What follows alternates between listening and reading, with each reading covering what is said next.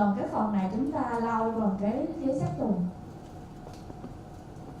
And so what we look at is, as I said before, two different ways of looking at things, a two-dimensional view or a three-dimensional view. This is the same data. Thì cùng một dữ liệu này chúng ta có thể đọc được theo hai chiều hoặc là theo ba chiều. And we see that it is color-coded where, as I said before, the blue is low force, the green is moderate force, and the red is high force. Thì có những cái bảng mã màu quy định, ví dụ như màu xanh dương là lực thấp và càng về cao thì ra màu đỏ. The T-scan also calculates balance. Còn T-scan vẫn có thể thêm được cái sự thăng bằng giữa hai bên. So in this moment of time, this patient has 61% of the pressure on the left side and 39% of the pressure on the right side. Thì với dấu cắn này á, là bên đây á, là 65%, còn một bên phải á, là 35%. This is like going to the gym and lifting 5 kilograms in one hand and 10 kilograms in the other. We don't do that. Mình cứ đến phòng tập thể dục và một tay mình nhấc 5 kg, một tay mình nhấc 10 kg hay không, mình đâu có làm như vậy. How accurate is this data? Thì những dữ liệu này chính xác như thế nào? In this study, they did that on the sensor 25 times. Trên nghiên cứu này á, là lấy một cái sensor và ghi 25 lần. We can see the first few bites on the sensor are not as accurate as the rest, but the rest is very linear. Thì những cái lần cắn đầu tiên nó không được chính xác lắm, nhưng mà càng về sau là càng hàng định. The sensor is made of 2 layers of mylar with an ink between that conducts electricity. Thì cái sensor nó là một cái tấm mylar dụng cụ, ở cái vật liệu mylar có hai lớp, ở giữa nó là nó có cái cảm biến về điện.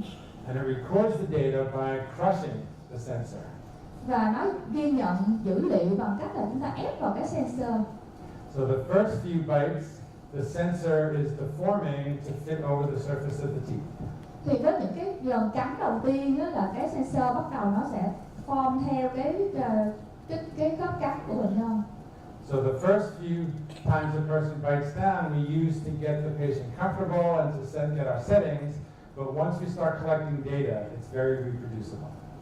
Và những cái lần cắn đầu tiên là chúng ta tập cho bệnh nhân quen và thoải mái với thiết bị. Nhưng mà khi mà chúng ta bắt đầu ghi nhận là chúng ta sẽ cho cắn những cái lần sau. So we can look at the digital data or we can look at paper marks. Và chúng ta có thể ghi nhận bằng cái dữ liệu kỹ thuật số hoặc là giấy cắn. Now we still have to mark the teeth to see where the contacts are. Dĩ nhiên chúng ta còn phải cho cắn cái miếng cắn để coi là cái điểm tiếp xúc nó ở đâu. So we can see on the sixth tooth that there's pressure on the 2 buccal cusps and they correlate with these 2 pressure points right here. Thì ở cái răng số 6 này nó có hai cái áp lực ngay cái múi này và nó liên hệ với hai cái điểm này trên T-scan. So the T-scan shows us the 2-dimensional view and the 3-dimensional view at one moment in time. Thì T-scan cho hình ảnh hai chiều và hình ảnh ba chiều trong một lần cắn duy nhất. And then at the bottom of the screen, it plots force versus time. Và cái bên dưới của màn hình T-scan nó cho thấy là lực và thời gian. So this patient was just biting together 1 time, 2 times, 3 times. Và bệnh nhân này cắn trên cái tờ giấy đó là lần 1, lần 2, lần 3. And the green line is the left side and the red line is the right side. Và cái màu xanh lá là bên trái, còn màu đỏ là bên phải. And we can see that the patient is biting down reproducibly because the same amount of pressure is each time. Và ở đây là bệnh nhân có thể tái lập lại cùng một cái mức độ cắn giống nhau mỗi lần. And if you treat occlusion, you know that you have to train your patient how to bite down. What do I mean by a left or a right lateral excursion or protrusion? Patients don't know that. Và khi chúng ta điều trị cắn khớp, chúng ta phải giải thích và huấn luyện bệnh nhân khi nào là cắn lại, là có nghĩa là bệnh nhân phải làm gì, trượt qua phải, trượt qua trái, bệnh nhân phải làm đúng như thế nào. But this position is defined by the shape of the teeth and how they fit together. Và cái vị trí này nó được định nghĩa bởi cái hình dạng răng và cách răng cắn lại với nhau như thế nào. And so this is a case where we look at the paper marks and we see marks on all the teeth. Thì đây là trường hợp chúng ta ghi dấu bằng giấy cắn và chúng ta thấy có những điểm giấy cắn trên tất cả các răng. But we can see with the T-scan that initially, when they're biting down with 32% of their pressure, that most of the contact is anterior. Và với T-scan á, là khi ghi nhận lại thì hầu hết những cái lực cắn đều tập trung ở vùng răng trước. This is that same patient when they're biting down with 92%, and we can see now there's contact on all the teeth. Và khi mà tăng lực lên tới 92% đó thì cái lực nó mới trải đều đến vùng răng sau. I'm sorry my circles don't line up, but this shows a contact with like a donut where there's no ink in the middle, and this correlates with the lowest pressure contact. Và ở đây á, là cái tiếp xúc cắn khớp này có hình bánh donut, có nghĩa là có một cái vòng quanh và ngay phần giữa nó trắng, nó không có mực á, là nó tương ứng với cái phần lực thấp. This shows how there's a lot of force on the 6 and the 7 tooth, 17%, 27%, yet the smallest mark is on metal and there's much bigger marks on the other tooth. Thì đây là cho thấy cái lực nó tập trung nhiều ở cái vùng răng số 6 và số 7. Và cái lực này á, là cái vùng bên đây nó phía sau này nó nhiều hơn là răng số 6. The lowest pressure contact is on the mesial marginal ridge of the first premolar. Còn cái phần mà lực thấp nhất lại ngay cái vùng răng cốt nhỏ. Yet the greatest contact is on the number 7 tooth. Và tiếp xúc lớn nhất ngay cái răng số 7. When we, as I said earlier, we want to see dots on posterior teeth and lines on anterior teeth. Thì như là thầy đã nói trước là chúng ta muốn thấy những cái tiếp xúc nó lớn, có nghĩa là nó mạnh ở vùng răng sau và nhẹ ở vùng răng trước. Yet here we see a line on the 6th tooth. Ở đây chúng ta thấy là có cái vùng răng ở cái lực mạnh ở vùng răng sau. So this shows either a closure interference or an excursive interference. Thì ngay cái đỉnh núi này nó có thể là một cái cản trở.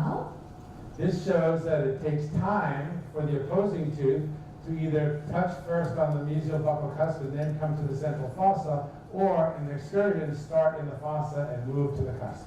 Thì chúng ta thấy có một cái đường trượt ở đây, thì cái đường trượt này có thể là lúc đầu nó ngay chỗ này là nó trượt vô trung tâm, hoặc là nó từ trung tâm rồi nó trượt ra đây, mình không biết. And we can see the damage to the 6th tooth on the top and the bottom. Thì chúng ta thấy có những cái tổn hại ở những cái răng trên và răng dưới. This abfraction or gingival recession, that is occlusion. Và có những cái mòn cổ và những cái phần tụt núi răng, đó là cái hậu quả của cái chấn thương khớp cắn. Now some people would say that's toothbrush abrasion. Thì có thể mọi người nói là do mòn răng. How do you get an abfraction on one tooth but not the teeth around it? Còn nếu mà mòn răng thì chỉ có tại sao có một răng còn mấy cái kia nó không bị? Toothbrush would get abfractions on all the teeth. Thì những cái răng mà chịu áp lực nhiều nó sẽ dễ bị mòn hơn những cái kia. So we look to see both in the two-dimensional window and we look for contacts on teeth because we need to be able to take the data from the computer and bring it to the mouth. Thì chúng ta cần quan sát cái kiểu lực trên cửa sổ 2D, rồi chúng ta phải làm cái khớp lại giữa những cái nhóm tiếp xúc răng trên giấy cắn và trên T-scan. We still need to use our clinical skills. Chúng ta vẫn phải cần kỹ năng lâm sàng. The last item says we need to identify mandibular tooth positions because the computer doesn't know is it angles class 1, angles class 2, angles class 3. Và chúng ta cũng phải biết được là cái vị trí răng ở hàm dưới, bởi vì mà T-scan không biết được đó là một bệnh nhân hạng 2 hay hạng 3. So the T-scan doesn't give us answers, it only gives us data. T-scan không cho chúng ta câu trả lời mà chỉ cho chúng ta dữ liệu. We still have to use our clinical skills. Chúng ta vẫn phải cần sử dụng kỹ năng lâm sàng. So this shows again from Dr. Kadir's study, and as I changed presentations from one place to another, this mark here and this mark here is the same amount of force as I showed before. Thì đây là cái hình trong nghiên cứu, thì đây là hai cái điểm này á, cái chỗ này với lại cái chỗ này á, là hai cái lực bằng nhau. Now the latest version of the software, if you use an optical scanner, you can import the STL files.